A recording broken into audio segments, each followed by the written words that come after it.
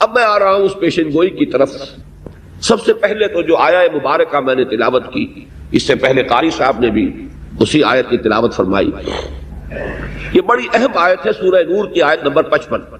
اللہ تعالیٰ نے اس آیت میں مسلمانوں سے 3 نہایت موقت وعدے کیے ہیں، بڑے تاکیدی وعدے. اگرچہ وہ وعدے مشروط ہیں، غیر مشروط نہیں ہیں. وعد اللہ الذین آمنوا منکم وعملوا الصالحات. اے مسلمانوں، تم میں سے جو لوگ ایمان اور عمل صالح کا حق ادا کر دیں گے، ان سے ہمارا وعدہ ہے. بہت پختہ وعدہ ہے، بہت موقت وعدہ ہے. کیا وعدہ ہے؟ اصل میں ایک ہی بات کو 3 پیرایوں میں دہرایا ہے. بات تو ایک ہی ہے. پہلا انداز کیا ہے؟ پہلا پیرایا بیان کیا ہے؟ لَيَسْتَخْلِفَنَّهُمْ فِي الْأَرْضِ كَمَا اسْتَخْلَفَ الَّذِينَ مِنْ قَبْلِهِمْ. جو مسلمان ایمان اور عمل صالح کا حق ادا کر دیں گے، انہیں زمین میں خلافت عطا کریں گے جیسے کہ ان سے پہلوں کو خلافت عطا کی. اس کے حوالے سے قرآن مجید سے جس کو تھوڑی سی بھی ذہنی مناسبت ہے، اسے وہ آیت یاد آ جانی چاہیے.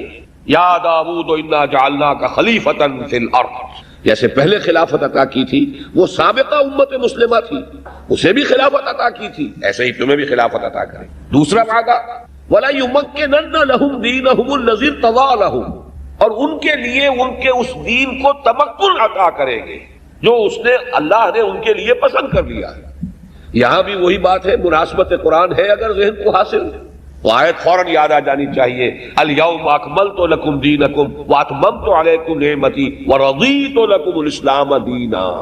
آج کے دن ہم نے تمہارے لیے تمہارے دین کی تکمیل فرما دی، اپنی نعمت کا اتمام فرما دیا، اور تمہارے لیے اب ہمیشہ کے لیے اس دین اسلام کو پسند فرما دیا. وہ دین جو ہے فرمایا وَلَيُمَكِّنَنَّ لَهُمْ دِينَهُمُ الَّذِي ارْتَضَىٰ لَهُمْ. اس دین کو کہ جو اللہ نے پسند فرمایا ہے ان کے لیے، اسے تمکن عطا کرے گا، غلبہ عطا کرے گا. وہ پامال نہیں رہے گا، مغلوب نہیں رہے گا. وہ جو فریاد کبھی حالی نے کی تھی کہ اے خاصہ خاصان رسول وقت دعا ہے، امت پہ تیری آ کے عجب وقت پڑا ہے. وہ دین جو بڑی شان سے نکلا تھا وطن سے پردیس میں، وہ آج غریب الغربا ہے. یہ دین پامال نہیں رہے گا. تیسرا وعدہ وَلَيُبَدِّلَنَّهُمْ مِن بَعْدِ خَوْفِهِمْ أَمْنًا. ان کی خوف کی حالت کو امن سے بدل دے گا. یہ ذہن میں رکھیے کہ یہ آیت مبارکہ نازل ہو رہی ہے سن 5 ہجری کے نصف آخر میں یا سن 6 ہجری کے آغاز میں. اس وقت تک جو حالات تھے عرب کے، ایک چھوٹا سا چراغ جل رہا تھا مدینہ منورہ میں دین حق کا. محمد الرسول اللہ والذین معہ صلی اللہ علیہ وسلم ورضی اللہ تعالی عنہم اجمعین. اور وہ بستی کتنی بڑی بستی تھی، وہاں اللہ کے دین کا چراغ روشن ہے، لیکن آندیاں چل رہی ہیں، جھٹکا چل رہے ہیں. مجھے وہ نعیم صدیقی صاحب کا شعر جو ہے ایسے مواقع پر لازماً یاد آ جاتا ہے کہ آندھیوں سنبھل کے چلو اس دیار میں، امید کے چراغ جلائے ہوئے ہیں ہم. تو وہ چراغ جل رہا تھا اور آندھیاں تھی چاروں طرف. وہ جو ایک خوف کی کیفیت ہے. ابھی اندیشہ ہے غطفان کے قبائل نہ حملہ کر دیں، ابھی خبر آ گئی ہے بنو اسد جو ہے حملے کے لیے تیاریاں کر رہے ہیں، ابھی خبر آ گئی ہے کہ ابھی یہودی جو ہے خیبر کے وہ کوئی سازش کر رہے ہیں. ہر وقت ایک خوف کی کیفیت. فرمایا اس کیفیت کو بدل دیں گے اب سے. گویا کہ باتیں ایک ہی ہے، تعبیریں 3 ہیں. دین کا غلبہ ہو جائے گا تو گویا کہ مسلمانوں کو خلافت عطا ہو جائے گی. جب غلبہ ہو جائے گا تو ظاہر بات ہے کہ وہ خوف نہیں رہے گا، امن ہوگا، قوت ہوگی، اقتدار ہوگا. فرمایا اس کا نتیجہ کیا نکلے گا؟ یعبدوننی لا یشرکون بی شیئا. پھر وہ صرف میری ہی بندگی کریں گے اور میرے ساتھ کسی شے کو شریک نہیں کریں گے. یہ اصل میں خلافت کی حقیقت ہے. خلافت اصل میں نام ہے توحید کا. حکومت کی سطح پر توحید کے معنی ہے خلافت. یہ میں پھر بعد میں تفصیل سے عرض کروں گا، لیکن یہاں میں نے صرف حوالہ دے دیا ہے کہ ان تینوں وعدوں کا نتیجہ کیا نکلے گا کہ حکومت کی سطح پر شرک ختم ہو جائے گا. شرک کی بہت سی قسمیں ہیں. شرک عقیدے کا شرک ہے، شرک خفی بھی ہوتا ہے، ریاکاری ہے اگر نیت میں تو شرک خفی ہے. تو شرک کی بہت سی قسمیں ہیں، میری اس میں تقاریر ہے، کیسٹس ہیں. لیکن ایک شرک کی سب سے بڑی شکل کیا ہے؟ غیر اللہ کی حاکمیت. ان الحکم الا للہ. حاکمیت کا حق اور اختیار صرف اللہ کے. جہاں کہیں غیر اللہ دعوے دار ہو جائے اور اس کی حاکمیت تسلیم کر لی جائے وہی شرک ہے. لہذا غیر اللہ کی حاکمیت ختم کر کے خلافت کا نظام قائم کر دیا جائے، یہ توحید ہے حکومت کی سطح. فرمایا آخری الفاظ ہیں آیت مبارکہ کے وَمَنْ كَفَرَ بَعْدَ ذَلِكَ فَأُولَٰئِكَ هُمُ الْفَاسِقُونَ. یہاں کفر کے دونوں معنی لیے جا سکتے ہیں. کفر ایک ہے قانونی کفر، اسلام کا انکار کرنا، نبی کی نبوت کا انکار کرنا، کسی بھی ضروریات دینی میں سے کسی شے کا انکار کرنا. ایک کفر کے معنی ہے ناشکری. لَإِن شَكَرْتُمْ لَأَزِيدَنَّكُمْ وَلَئِن كَفَرْتُمْ إِنَّ عَذَابِي لَشَدِيدٌ. میرے نزدیک یہاں یہ دوسرے معنی زیادہ ہے، اپلیکیبل ہیں، منطبق ہوتے ہیں کہ ہمارے اتنے پختہ وعدوں کے بعد بھی اگر تم کمر ہمت نہ کسو تو گویا کہ تم نے ہمارے وعدوں کی ناشکری اور ناقدری کی۔ وَمَنْ كَفَرَ بَعْدَ ذَلِكَ فَأُولَٰئِكَ هُمُ الْفَاسِقُونَ، تو ایسے لوگ تو بہت ہی سرکش ہیں۔ بہرحال دوسرے معنی بھی ہو سکتے ہیں کہ جب یہ نظام قائم ہو جائے گا اس کے بعد بھی جو کفر پر اڑا رہے تو اس کے معنی یہ ہے کہ اس میں سرے سے کوئی خیر ہے ہی نہیں، شیطنت کا مجسمہ ہے۔ بہرحال یہ آیت مبارکہ نازل ہوئی جیسا کہ میں نے عرض کیا سن 5 کے اواخر یا سن 6 کے اوائل میں۔ آگے چلنے سے پہلے نوٹ کر لیجئے تقریباً اسی زمانے کے لگ بھگ سورہ صف نازل ہوئی۔ سورہ صف کی بھی میں نے اس وقت صرف 3 آیات کی تلاوت کی تھی۔ پہلی آیت ذہن میں رکھیے اس لیے کہ اس کا اطلاق اس وقت کے حالات پر بھی ہو رہا ہے 100%۔ یریدون لیطفئوا نور اللہ بافواہہم، یہ چاہتے ہیں کہ اللہ کے نور کو اپنے منہ کی پھونکوں سے بجھا دیں۔ دیکھیے یہ خاص طور پر اس وقت کے حالات میں اشارہ کس بات کی طرف تھا کہ بقیہ جو مشرکین عرب کے تھے وہ تو اللہ کے دین کو مٹانا چاہتے تھے، محمد الرسول اللہ صلی اللہ علیہ وسلم کو ناکام بنانا چاہتے تھے، لیکن اپنے زور بازو سے کرنا چاہتے تھے، کفر کے لیے جانے دے رہے تھے۔ ابو جہل نے گردن کٹوائی ہے کفر کے لیے، لیکن یہودیوں کا رویہ یہ تھا کہ محض سازش کے ذریعے سے وہ کبھی میدان جنگ میں آ کر مقابلہ نہیں کر سکے۔ بزدلی کی انتہا تھی۔ جب بنو قریظہ کا معاملہ ہوا ہے اس کے بعد اتنا ہتھیار برآمد ہوا ہے کہ اگر وہ اسے استعمال کرتے تو واقعہ یہ کہ مسلمانوں کو شدید نقصان پہنچ سکتا، لیکن قرآن مجید نے ان کی بزدلی کا نقشہ کھینچا کہ یہ کبھی تم سے کھلے میدان میں مقابلہ نہیں کر سکیں گے، لیکن یہ کہ او من ورائے جدر فی قرن محصنۃ او من ورائے جدر، بڑے ہی فورٹیفائڈ قسم کے قلعوں کے اندر، یا یہ کہ فصیلوں کے پیچھے سے عورتوں کی طرح یہ جنگ کریں گے، تو یہ اپنے منہ کی پھونکوں سے اللہ کے نور کو بجھانا چاہتا ہے۔ بعد میں تفصیل سے عرض کروں گا، اس وقت نوٹ کر لیجئے آج بعین ہی یہی شکل ہے۔ آج منہ کی پھونکے کیا ہے؟ ذرائع ابلاغ کے ذریعے سے جو پروپیگنڈا ہو رہا ہے، مسلم فنڈامنٹلزم، اس کا جو ایک ہوا کھڑا کر دیا گیا، معلوم ہوا پوری دنیا کو، تہذیب کو، تمدن کو، ہر اعلیٰ قدر کو بہت بڑا خطرہ لاحق ہو گیا ہے مسلم فنڈامنٹلزم سے۔ تمام قوت جو ہے پروپیگنڈے کی، تمام قوت جو ہے ذرائع ابلاغ کی، اس کو ختم کرنے کے لیے، اس کی کردار کشی کے لیے یہ استعمال ہو رہی ہے۔ بالکل وہی نقشہ ہے۔ یریدون لیطفئوا نور اللہ بافواہہم واللہ متم نورہ ولو کرہ الکافرون، لیکن اللہ تعالیٰ تو اپنے نور کا اتمام فرما کر رہے گا چاہے یہ کافروں کو کتنا ہی ناپسند ہو۔ هو الذی ارسل رسولہ بالہدی ودین الحق لیظہرہ علی الدین کلہ ولو کرہ المشرکون، وہ تو وہ ہے تبارک و تعالی جس نے بھیجا ہے اپنے رسول کو صلی اللہ علیہ وسلم الہدا اور دین حق دے کر، تاکہ غالب کرے اسے کل کے کل ادیان پر، پورے نظام زندگی پر، چاہے یہ مشرکوں کو کتنا ہی ناگوار ہو۔ یہاں بھی مشرک نوٹ کر لیجئے، ایک عقیدے کا مشرک ہے، ایک وہ ہے کہ جو حکومت کی سطح پر اللہ کے سوا کسی اور کو بٹھاتا ہے تخت حکومت پر، یہ سب سے بڑا شرک ہے۔ وَلَوْ كَرِهَ الْمُشْرِكُونَ، دین کا غلبہ، یہ ہے مقصد بعثت محمدی صلی اللہ علیہ وسلم، وَيَكُونَ الدِّينُ كُلُّهُ لِلَّهِ، دین کل کا کل اللہ کے تابع ہو جائے۔ اس کے بعد آگے فرمایا ہے مسلمانوں لیکن اس کے لیے تمہیں کچھ کرنا پڑے گا۔ یا ایھا الذین آمنوا هل ادلکم علی تجارۃ تنجیکم من عذاب الیم، اہل ایمان کیا میں تمہاری رہنمائی کروں اس کاروبار کی طرف جس کا نفع اتنا عظیم ہو کہ جہنم کی آگ سے، عذاب علیم سے چھٹکارا پا جاؤ۔ تؤمنون باللہ ورسولہ وتجاہدون فی سبیل اللہ باموالکم وانفسکم۔ دیکھیے یہاں بھی 2 شرطیں آ گئی۔ سورہ نور کی آیت میں 2 شرطیں آئیں، ایمان اور عمل صالح۔ یہاں 2 شرطیں آئیں، ایمان پختہ رکھو اللہ پر اور اس کے رسول پر، اور جہاد کرو اس کی راہ میں اپنی جان اور مال کے ساتھ۔ ایمان اور جہاد، ایمان اور عمل صالح، اور جہاد ہی در حقیقت عمل صالح کی بلند ترین شکل ہے۔ تو القرآن یفسر بعضہ بعضا، اس حوالے سے بھی اس نقطے کو سمجھتے چلیے۔ اگر تم ایسا کر لو گے، ذالکم خیر لکم ان کنتم تعلمون، یہی تمہارے لیے بہتر ہے۔ کیا بہتری ہے؟ ایک وعدہ آخرت کا ہے، یغفر لکم ذنوبکم ویدخلکم جنات تجری من تحتہا الانہار ومساکن طیبۃ فی جنات عدن ذالک الفوز العظیم، تمہارے گناہ بخش دے گا، تمہیں جنت میں داخل کرے گا، تمہیں نہایت پاکیزہ رہائش گاہیں عطا کرے گا جنات عدن میں، ریزیڈینشل گارڈنز آف پیراڈائز، اور یہی بڑی کامیابی ہے ایک وعدہ تو یہ ہے، اور دوسرا وعدہ وَأُخْرَىٰ تُحِبُّونَهَا نَصْرٌ مِّنَ اللَّهِ وَفَتْحٌ قَرِیب، ایک دوسرا وعدہ جو تمہیں بہت پسند ہے، محبوب ہے۔ یہ انسان کی ایک یوں سمجھیے کہ اس کی طبیعت کا تقاضا ہے کہ جو کام کرے اس کو کامیاب ہوتا ہوا دیکھ لے، اطمینان ہوتا ہے۔ اللہ نے یہاں انداز ایسا اختیار کیا ہے، بلکہ امام راضی نے تو الفاظ استعمال کیے ہیں، یہ مقام مذمت ہے۔ فتح کی آرزو کرنا بھی پسندیدہ نہیں ہے، اس لیے کہ یہ فتح بھی اصل میں دنیاوی غلبہ ہے۔ اصل مقصود، اصل نصب العین بندہ مومن کا صرف اخروی نجات اور اللہ کی رضا۔ گویا کہ یہاں تعریض کا انداز ہے، ایک اور شے جو تمہیں بہت پسند ہے، اللہ کی نگاہ میں تو آخرت ہے، اصل کامیابی وہ ہے۔ لیکن یہ کہ بہرحال خلق الانسان ضعیفا، بنانے والا ہی جانتا ہے میں نے انسان کو کیسا بنایا ہے، اس کی خلقت میں، اس کی سرشت میں کچھ ضعف ہے، اور اس ضعف کی بنا پر یہ چاہتا ہے کہ کوئی کامیابی بھی اپنی نگاہوں سے دیکھ لے۔ تو اخریٰ تحبونہا نصر من اللہ وفتح قریب، اللہ کی مدد آیا چاہتی ہے اور فتح تمہارے قدم چوما چاہتی۔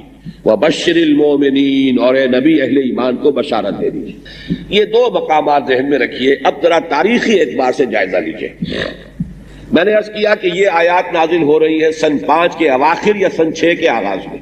سن 6 ہی میں صلح حدیبیہ ہو گئی۔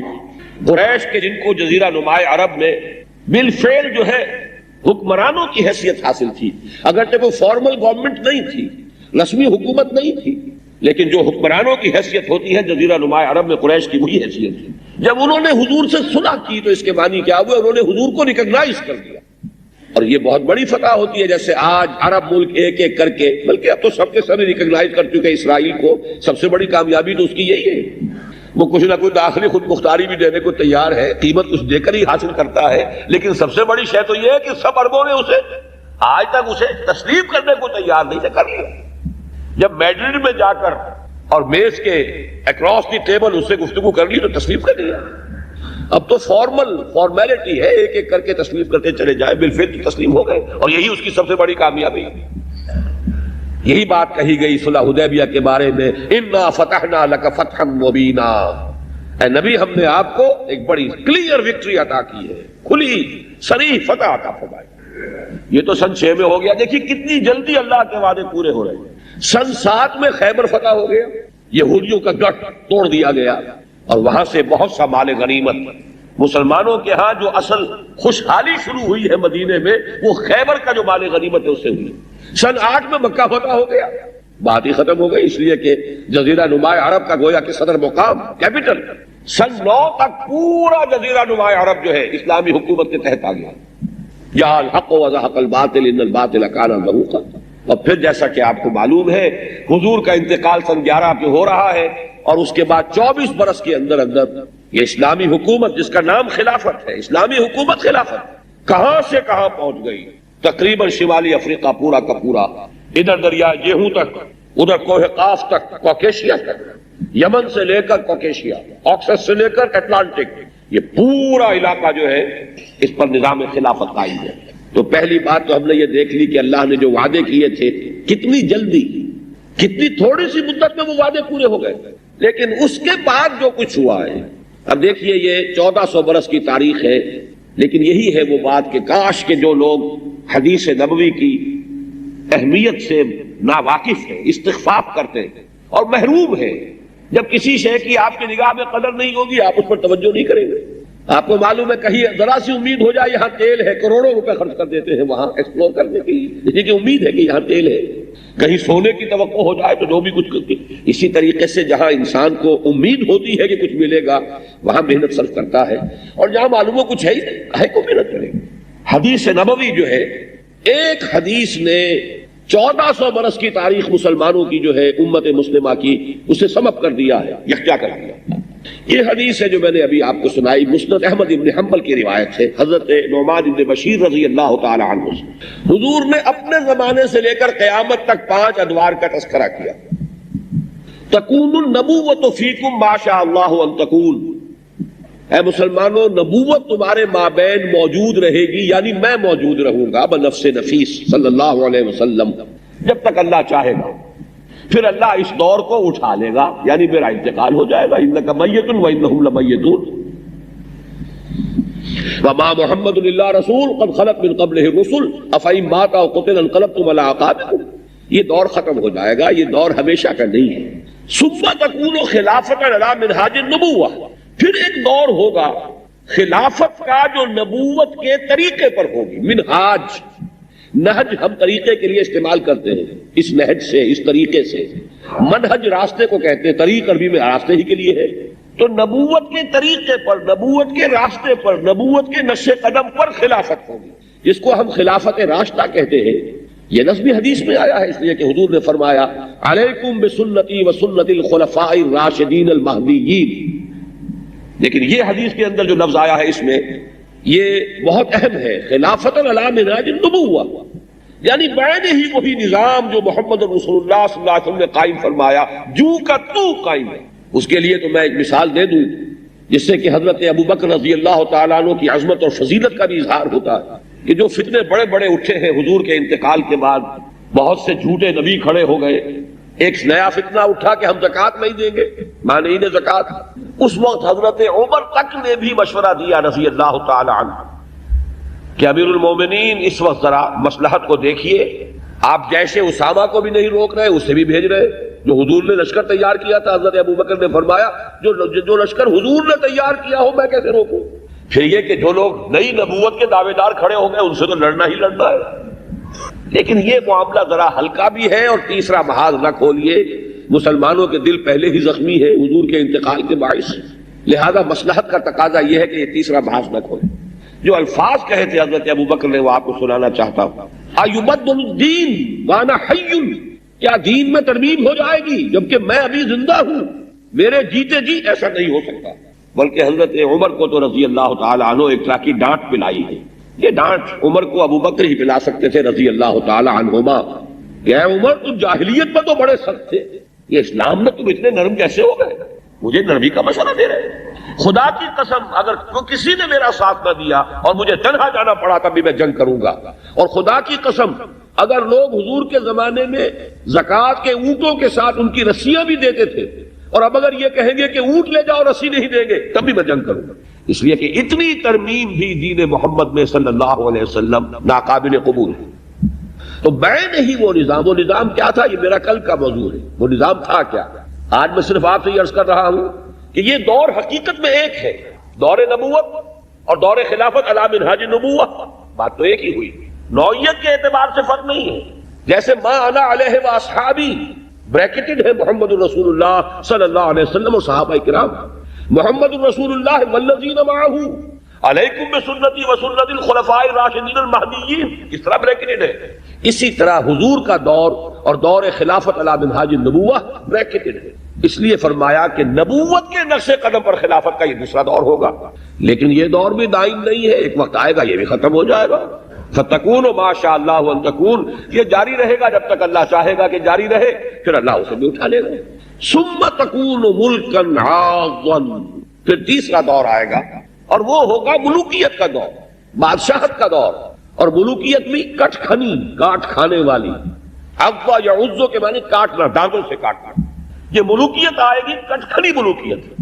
اب اس میں ذرا نوٹ کر لیجئے، واقعہ یہ ہے کہ جو دور بنو امیہ ہے ملوکیت تو وہ بھی ہے، اگرچہ کہتے تو وہ اپنے آپ کو خلفاء ہی تھے، چاہے وہ بنو عباس کے تھے اور بنو امیہ کے تھے، اور چاہے بعد میں وہ آل عثمان کے ہوئے. اور یہ عثمان حضرت عثمان نہیں ہے، یہ تو وہ ترک سردار عثمان جن سے کہ اوٹومان یہ پورا سلسلہ چلا ہے، یہ بھی خلفاء ہے.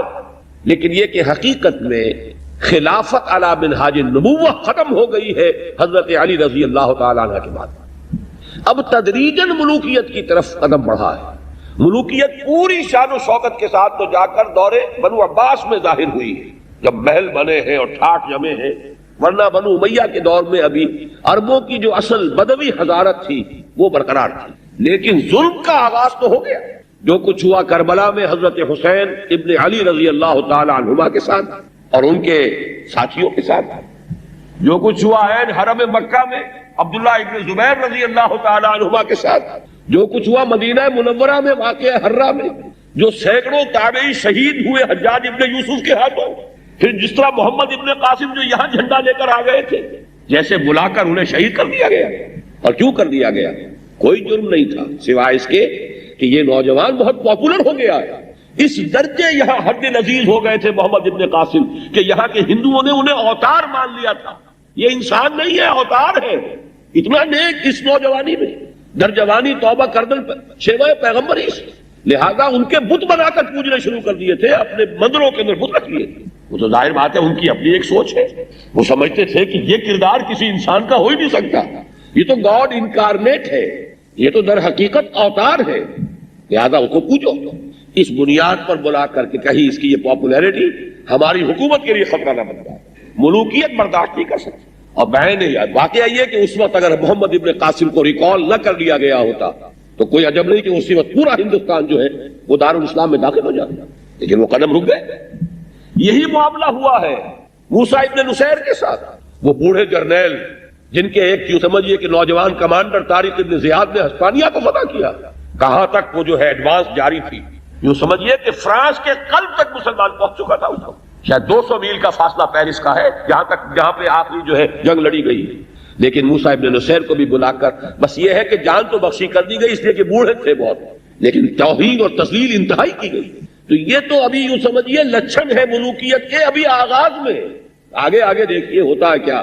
پھر جو محل جمے ہیں اور عیش کے ٹھاٹ جمے ہیں، پھر جو کچھ ہوا ہے محلات کے اندر جو دنیا میں بادشاہوں کے ہاں ہوتا ہے، تو یہ در حقیقت یہ دور ملوکیت کا دور ہے. اور ملوکیت کے بارے میں فرمایا ملکن عاضا، یہ تیسرا دور ہے. یہ بھی رہے گا جب تک اللہ چاہے گا، پھر یہ بھی ختم ہو جائے گا. پھر چوتھا دور آئے گا. اور واقعہ یہ بات محمد الرسول اللہ صلی اللہ علیہ وسلم ہی فرما سکتے تھے. اور میں یہ سمجھتا ہوں کہ شاید اس وقت کسی کی سمجھ میں نہ آیا ہو کہ یہ بات آپ نے کیا فرمائی. ثم تکون ملکن جبریا، پھر چوتھا دور ہوگا ملوکیت کا جو مجبوری والی ملوکیت ہوگی. اب کیا فرق ہے ملکن عاضا میں ظالم کٹھنی ملوکیت اور ملکن جبرین جابر اور جبر والی ملوکیت؟ کوئی فرق تو ہوگا نا جب مستقل ادوار علیحدہ گن رہے ہیں محمد الرسول اللہ صلی اللہ علیہ وسلم. بہرحال نہیں کہا جا سکتا کہ اس وقت کیا سمجھا گیا ہو. آج وہ بات جو کہ پیش آ چکی ہے اس لیے واضح طور پر سامنے آ گئی. اور عظمت حدیث نبوی کا در حقیقت یہ بھی ایک بہت بڑا مظہر ہے. اس سے مراد ہے وہ دور جس میں ہم غیر مسلم اقوام کے غلام بن گئے مجبوری. ہندوستان میں انگریز کے غلام، انڈونیشیا ملائیشیا میں ولندیزیوں کے غلام، کہیں اطالویوں کے غلام، کہیں فرانسیسیوں کے غلام. یہ دور ہے. وہ بھی تو بادشاہ تھے، ملکہ معظمہ ہوتی تھی نا بیٹھی ہوئی، یا شہنشاہ معظم ہوتے تھے انگلستان کے. ہز میجسٹیز گورنمنٹ یا ہر میجسٹیز گورنمنٹ ہم ان کی رعایا تھے نا. ثم تکون ملکن جبریا، یہ کولونیلزم کا دور ہے، یہ ہماری غلامی کا دور ہے. کہیں 250 برس رہا، کہیں 200 برس رہا، کہیں کم رہا، لیکن تقریباً پورے عالم اسلام نے اس کا مزہ چکھا. یہ دور بھی آپ نے فرمایا یہ بھی ختم ہو جائے گا. لیکن اب یہاں ذرا رکیے. یہ دور ایک اعتبار سے تو یقیناً ختم ہو چکا ہے. کہا جاتا ہے کولونیل رول ختم ہو چکا، ایرا آف کولونیلزم ختم ہو چکا. حقیقت کے اعتبار سے ختم نہیں ہوا ہے. انگریز چلا گیا، اس کی تہذیب، اس کا تمدن، اس کا چھوڑا ہوا نظام پورا کا پورا جو کا تو موجود. میں دیکھ رہا تھا آپ حضرات کے ہاتھ میں وہ 4 ورقہ بھی ہے غالباً جو تقسیم ہوا ہے، اس میں پڑھیے گا جا کر. 8 چیزیں میں نے نوٹ کی ہے کہ ہم نے انگریز کے نظام کو جو کا تو قائم رکھا ہوا ہے. آج بھی بلا کر اسے کہہ سکتے دیکھ لو ہم نے یہاں کوئی شے نہیں بدلا. ایسے ایسے تماشے. صوبہ سرحد کا نام شمال مغربی سرحدی صوبہ وہ بھی نہیں بدلا، حالانکہ وہ ہندوستان کے پس منظر میں تو اس کے کچھ معنی تھے. پاکستان کے تو 4 صوبے سرحدی ہے. پھر پنجاب کا نام ہونا چاہیے شمال مشرقی سرحدی صوبہ، اور سندھ کا نام ہونا چاہیے جنوب مشرقی سرحدی صوبہ، اور بلوچستان کا نام ہونا چاہیے جنوب مغربی سرحد. یہ تو سارے صوبے سرحدی ہیں. کمال یہ ہے کہ وہ جو آزاد قبائل کا علاقہ کہلاتا تھا وہ بھی برقرار ہے. گویا کہ ہم تو ابھی تک غلام ہیں. آپ بتائیے اگر آزاد قبائل، آزاد تو وہ ہے نا، تو ہم تو غلام ہیں. اس درجے ہم نے اس نظام کو باقی رکھا ہے. وہی جاگیردار، وہی گردنوں پر سوار ہے، انہی کی حکومت ہے. جیسا کہ ابھی پیر پگاڑا صاحب نے بڑے خوبصورت فلجڑی جو ہے فلجڑیاں چھوڑتے ہیں. سر شاہ نواز کی پوتی نے سر جمال خان کے پوتے کو نکال دیا. وہ تو ہے تو انہی کی اولاد، بے نظیر ہے تو وہ سر شاہ نواز سے تو سر ان کی پوتی. اور جو صدر بنے ہیں لغاری صاحب، فاروق احمد لغاری، وہ سر جمال خان کے پوتے. نکال دیا انہوں نے، کہا پارٹی سے نکال دیا.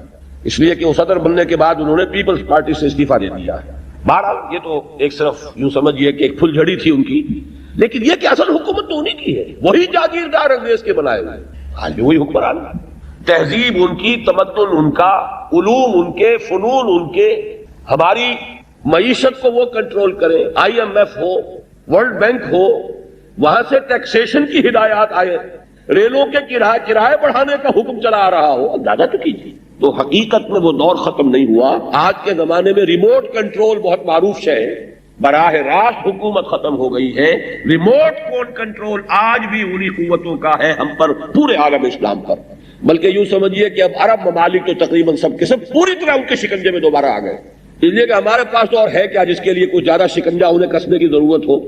اندیشہ اگر ہوتا ہے تو ایٹمک پروگرام سے ذرا ہو جاتا ہے، ورنہ اور کیا ہے ہمارے پاس، وہاں تیل ہے، وہاں کا شکنجہ بہت ضروری ہے۔ بہرحال یہ سمجھ لیجئے، بلکہ میں نے اس موضوع پر جب تقریر امریکہ میں کی تو آپ کی کراچی شہری سے مثال دی تھی کہ جیسے کراچی میں کرنگی میں 4 نمبر کے بعد 5 آنے سے پہلے 4.5 نمبر آتا، اسی طریقے سے یہ چوتھا دور جو حضور نے فرمایا تھا اس کے بعد 4.5 دور میں ہم اس وقت ہیں، 5واں دور ابھی نہیں آیا بیچ میں۔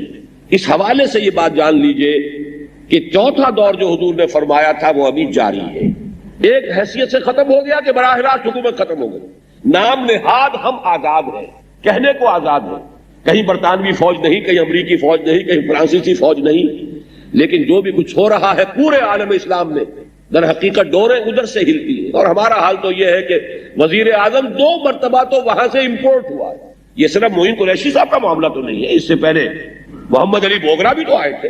یہ ہے اصل میں معاملہ، جان لیجئے کہ اس وقت بھی ہم اس دور میں ہیں، لیکن اس کے بعد وہ 5واں دور آ کر رہے گا جس کی خبر دی ہے محمد رسول اللہ صلی اللہ علیہ وسلم نے، فرمایا ثم تکون خلافۃ علی منہاج النبوہ، پھر ایک دور آئے گا خلافت علی منہاج النبوہ، یہ حضور کا فرمان ہے، وہو الصادق المصدوق، آپ سچے ہیں اور آپ کے سچے ہونے کا اللہ گواہ ہے، لہذا اس کے بارے میں کسی بندہ مومن کے دل میں شک اور شبہ کی گنجائش نہیں، وہ کر رہے گا۔ یہ تو ہم نہیں جانتے کہ کب ہوگا، ایک یہ بھی یقین سے نہیں کہہ سکتے کہاں سے شروع ہوگا، ظاہر بات ہے کسی ایک جگہ سے شروع ہوگا پھر پھیلے گا، لیکن یہ ہے کہ ہوگا، اس کے بارے میں کسی مسلمان کو شک نہیں ہو سکتا اس حدیث کے ہوتے ہوئے۔ ثم تکون خلافت علی منہاج النبوہ، پھر دور آئے گا خلافت علی منہاج النبوہ کا۔ بہرحال جیسا کہ میں نے ابتدا میں عرض کیا تھا، اس وقت کے جو ہمارے بالفعل معروضی حالات ہیں امت مسلمہ کے، ان میں بڑے یقین کی ضرورت ہے، ایمان بالغیب کی ضرورت ہے، حضور کی اس بات پر یقین رکھنے کے لیے کوئی آثار کہیں خیر کے نظر نہیں آ رہے، شر ہی شر ہے، پسپائی ہی پسپائی ہے، ذلت ہی ذلت ہے، مسکنت ہی مسکنت ہے۔ اس سے بڑی مسکنت اور کیا ہوگی کہ آج پوری امت مسلمہ کی نگاہوں کے سامنے ایک علاقے میں ایتھنک کلینزنگ کا کام ہو رہا ہے اعلانیہ۔ دیکھیے اس کو کنٹراسٹ کو نوٹ کیجئے، یہ کام آج سے 500 برس قبل بھی ہوا ہے دنیا میں، ہسپانیہ میں اسی طرح مسلمان کو ختم کیا گیا 1492 میں سقوط غرناطہ، اور اس کے بعد چند سالوں کے اندر اس پورے علاقے کو پاک کر دیا گیا مسلمان، یا قتل یا زندہ آگ میں جلا دیے گئے، یا بھیڑوں بکریوں کی طرح جہازوں میں لوڈ کر کے شمالی افریقہ کے ساحل پر ڈمپ کر دیے گئے۔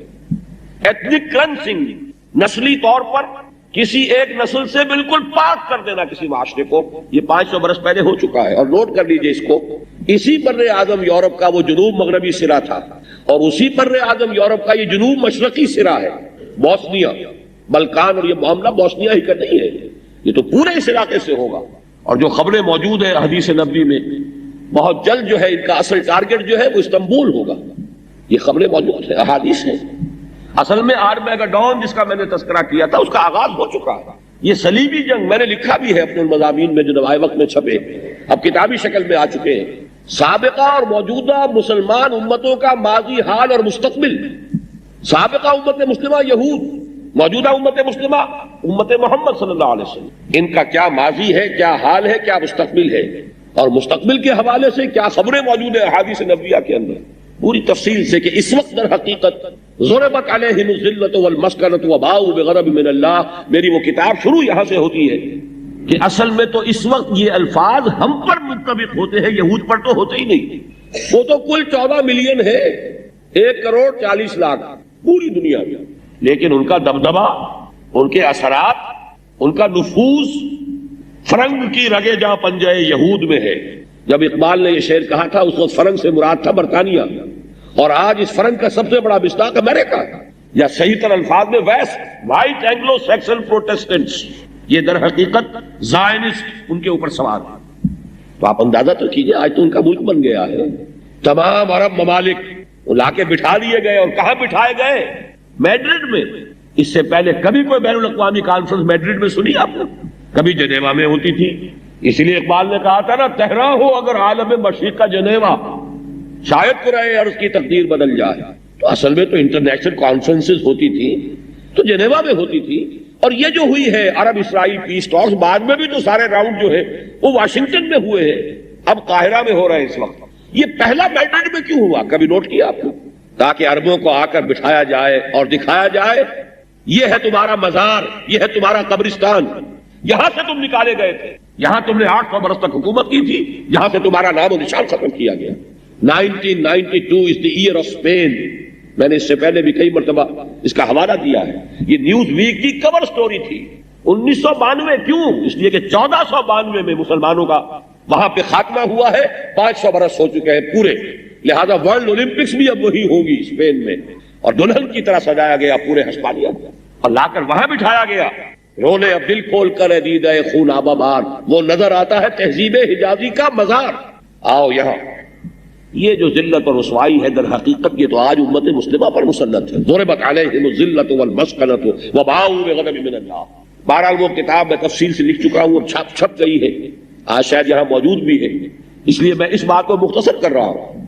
یہ ذلیل ہم ہے تو کیوں ہے آج کیوں ذلیل کہ کل تک نہ تھی پسند گستاخی فرشتہ ہماری جناب میں؟ اللہ کا قانون عذاب ہے کیا؟ مسلمانوں پر کیوں عذاب آ رہا ہے؟ رحمتیں ہیں تیری اغیار کے کاشانوں پر، اور برف گرتی ہے تو بیچارے مسلمانوں پر، کیونکہ ایک مغالطہ ہے نا ہمیں کہ چلیے جو بھی کچھ ہے لیکن تیرے محبوب کی امت میں ہے، وہ تو تیرے محبوب کو مانتے بھی نہیں جنہیں تو نے دنیا کے اندر اس وقت غلبہ دے رکھا ہے۔ لیکن یہ کہ بات تو ہے اللہ تعالیٰ کا یہ فعل جو ہے کسی حکمت پر مبنی ہے، اس کا کوئی قانون ہے۔ وَلَن تَجِدَ لِسُنَّتِ اللَّهِ تَبْدِيلًا وَلَن تَجِدَ لِسُنَّتِ اللَّهِ تَحْوِيلًا۔ معلوم ہوا کہ وہ قانون عذاب خدابندی ہے کیا؟ تو اس کے پر مکمل جو بحث ہے وہ میری اس کتاب میں آ چکی ہے۔ اس وقت مجھے صرف یہ عرض کرنا تھا کہ ان حالات کو جب ہم دیکھتے ہیں معروضی طور پر تو واقعہ یہ ہے کہ نبضیں چھوٹتی ہیں، ہمت جواب دیتی ہے، لیکن ان حالات میں حضور کی یہ پیشن گوئی ثم تکون خلافۃ علی منہاج النبوہ، یہ ہماری حوصلہ افزائی کا اور اثر نو ہمیں عزم ہمت اور عزم مصمم اثر کرنے کی اس سے ہمت مل سکتی ہے کہ ان احادیث کو عام کیا جائے۔ ثم تکون خلافۃ علی منہاج النبوہ، پھر ایک دور آئے گا خلافت علی منہاج النبوہ کا۔ اس خوشخبری پر ایک اور خوشخبری کا اضافہ ہے، اور وہ یہ ہے کہ اب جب یہ آئے گی خلافت دنیا میں دوبارہ، تو یہ کسی ایک خطے، ایک ملک، ایک علاقے میں محدود نہیں رہے گی، پورے کرۂ ارضی کے اوپر، پورے عالم انسانیت پر یہ نظام قائم ہوگا۔ بحالات موجودہ جیسا کہ میں نے عرض کیا، اول تو خلافت کے نظام کا قیام ہی بہت دور کی بات، پھر ورلڈ ڈومینیشن، گلوبل ڈومینیشن، اب خلافہ علی منہاج النبوہ۔ یہ تو حضور نے فرمایا ہے صلی اللہ علیہ وسلم، ہمیں ماننا ہے، ورنہ یہ ہے کہ حالات کے اعتبار سے تو بات سمجھ میں آنے والی نہیں۔ لیکن میں آپ کو بتا دینا چاہتا ہوں کہ یہ 4 اعتبارات سے یہ بات صحیح ہے۔ پہلی بات یہ کہ قرآن مجید سے بھی اگرچہ صراحتاً یہ موجود نہیں ہے قرآن میں، لیکن جسے ہم کہتے ہیں انفر کرنا، منطق میں صغرا کبرا جوڑ کر نتیجہ نکالا جاتا ہے، صغرا کبرا اس پروپوزیشن کے قرآن مجید میں موجود ہے، نتیجہ حدیث میں بیان کیا گیا ہے۔ یہ بھی قرآن اور حدیث کے ایک ربط کو اس حوالے سے سمجھ لیجئے۔ بہت سی چیزیں جو قرآن مجید میں مضمر ہیں، چھپی ہوئی ہیں صحیح، ان کو واضح کر کے بیان کرنا یہ حضور صلی اللہ علیہ وسلم کا فرض منصبی ہے۔ وَنَزَّلْنَا إِلَيْكَ الذِّكْرَ لِتُبَيِّنَ لِلنَّاسِ مَا نُزِّلَ إِلَيْهِمْ۔ اے محمد صلی اللہ علیہ وسلم، ہم نے اس ذکر کو آپ پر نازل کیا ہے تاکہ جو کچھ انسانوں کے لیے ہم نے نازل فرمایا ہے اسے آپ واضح کریں۔ واضح کرنے کا مطلب کیا ہوتا ہے؟ کوئی شے مضمر ہے، چھپی ہوئی ہے، اسے کھول کر آپ بیان کریں۔ تو قرآن میں یہ چیز مضمر ہے، چھپی ہوئی ہے، صغرا کبرا کی شکل میں موجود ہے۔ وہ کیا ہے صغرا کبرا؟ وہی آیت نوٹ کر لیجئے جو میں نے ابھی آپ کو سنائی تھی کہ حضور کا مقصد بعثت غلبہ دین۔ 3 جگہ قرآن میں یہ الفاظ آئے، سورہ صف، سورہ توبہ، سورہ فتح۔